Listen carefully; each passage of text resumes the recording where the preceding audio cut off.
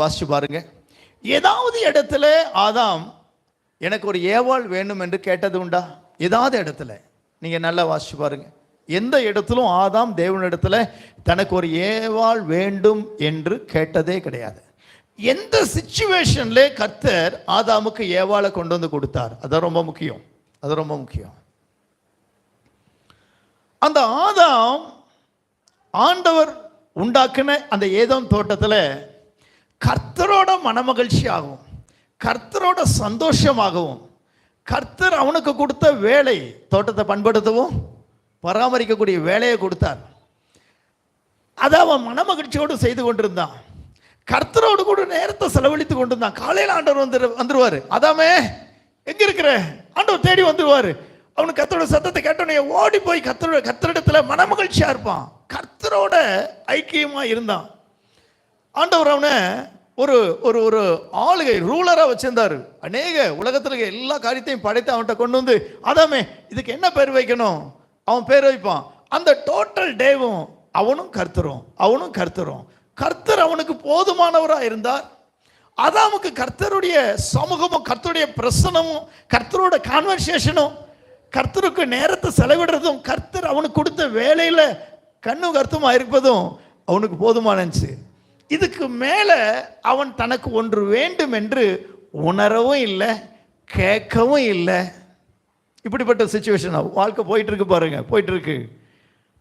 இதே போதும் ஆண்டவரே, இட்ஸ் எனஃப், இது போதும், இந்த தேவன் எனக்கு போதும், இந்த தேவன் எனக்கு சம்பூர்ணமானவர், அவரோடு கூட நேரம் செலவிடக்கூடிய நேரம் எனக்கு சந்தோஷமா இருக்கு, எனக்கு இன்பமா இருக்கு, எனக்கு மகிழ்ச்சியா இருக்கு.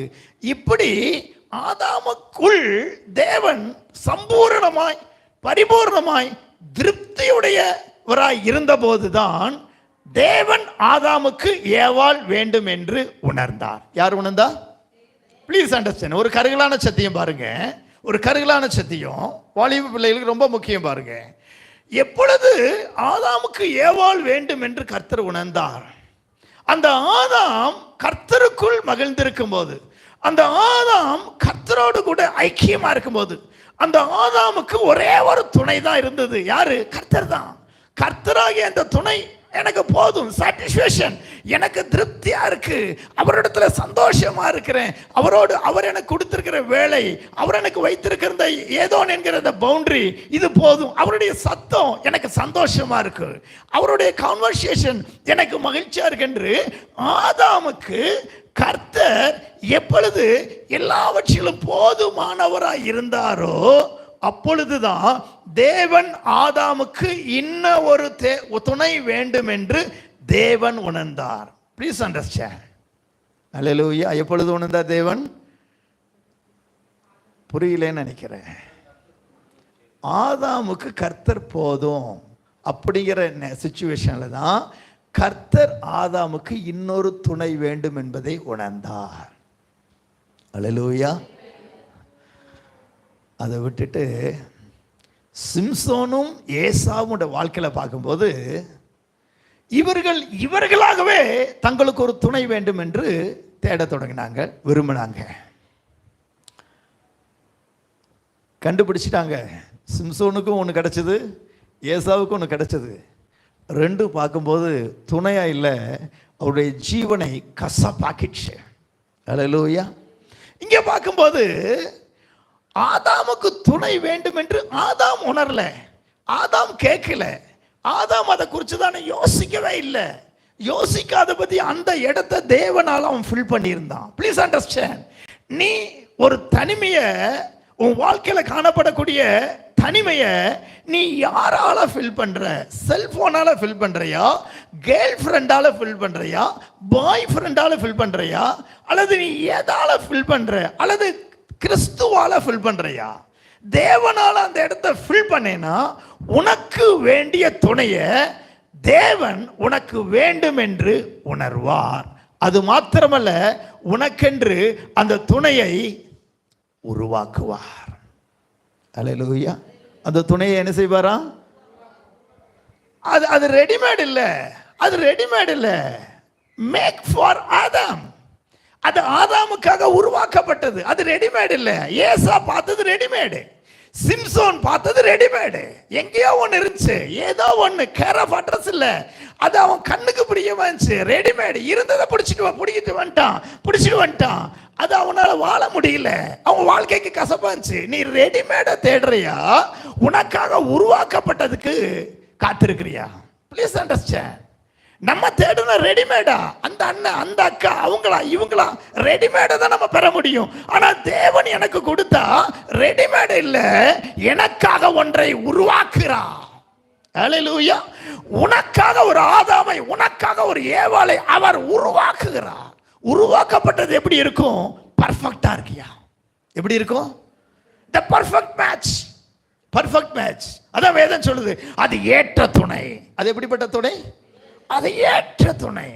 ஏன் இது கண்டுபிடிக்கல, இது நான் தேடியும் பிடிக்கல, இது எப்படிப்பட்டது? எனக்காக உருவாக்கப்பட்டது. ஆண்டவர் எப்போ உருவாக்குனாரு? வாலிப வயதில் உன் சிருஷ்டிகரை நினை என்று பிரசங்கி 12:1 போட்டிருக்கு பாருங்க. அதுபோல வாலிபத்தில் எனக்கு சிருஷ்டிகரும் சிருஷ்டிகருடைய சமூகமும் சிருஷ்டிகர் கொடுத்த வேதமும் என்னுடைய வாழ்க்கையில முக்கியமாய் காணப்பட்டா, என் வாழ்க்கையில எந்த காலகட்டத்தில் எந்த துணை வேண்டும் என்பதை தேவன் அறிந்திருக்கிறார். அறிந்து கொண்டு வர மாட்டார், உருவாக்குவார். என்ன செய்வாருங்க? உருவாக்குவார். அது எனக்காகவே உருவாக்கப்படும். ஆனபடினால நம்ம பதற வேண்டியதில்லை, நம்ம அவசரப்பட வேண்டியதில்லை, நம்ம அதை குறித்ததான கேள்வியும் கேட்க வேண்டியதில்லை, அதை குறித்ததான சந்தேகம் பட வேண்டியதில்லை. கர்த்தர் உனக்காக ஒன்றை உருவாக்குவார். எப்பொழுது? நீ தேடி போகும்போதல்ல, நீ தேவ பாதத்தில் இருக்கும்போது. ஹல்லேலூயா. நீ தேடி போக வேண்டாம், கர்த்தர் கொண்டு வருவார். ஏவாளை கர்த்தர் ஆதாமிடத்தில் என்ன செஞ்சாரா? கொண்டு வந்தாருங்க. நீ இருக்கிற இடத்துல கொண்டு வருவார். நீ இருக்கிற இடத்துல நீ தேட வேண்டியதில்லை. நீ தேவ சமூகத்தை விட்டு, வேதத்தை விட்டு, ஆலயத்தை விட்டுட்டு தேட வேண்டியதில்லை. தேடுனா நீ ஒன்று கண்டுபிடிக்கலாம். அது உருவாக்கப்பட்டதில்லை, அது ரெடிமேட்.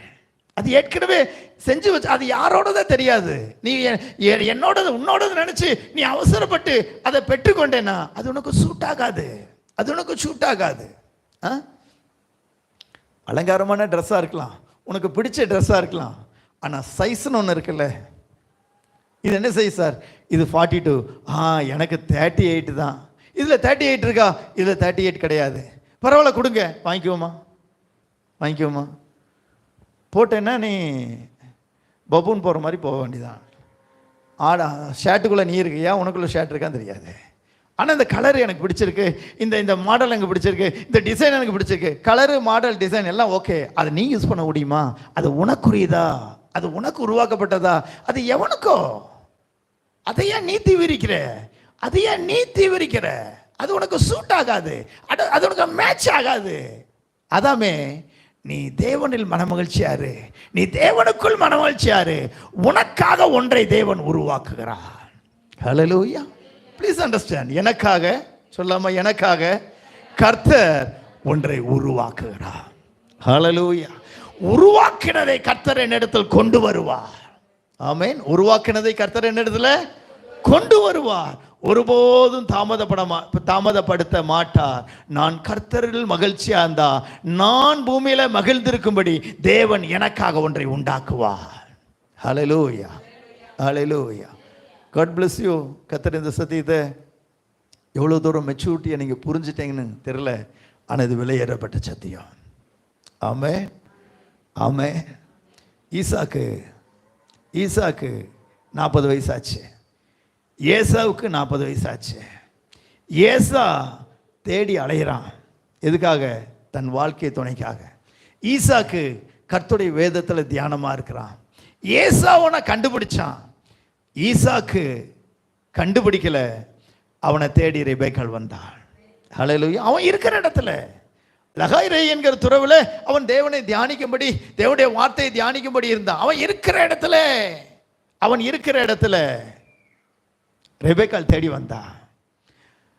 ஏசா எனக்கு எங்கே துணை கிடைக்கும் என்று ஊருலகெல்லாம் தேடி போகிறான் பாருங்க. வேதத்தில் பார்க்குறோம், ஆதியாகம புஸ்தகத்தில் எல்லாம் தேடி பார்க்குறான்.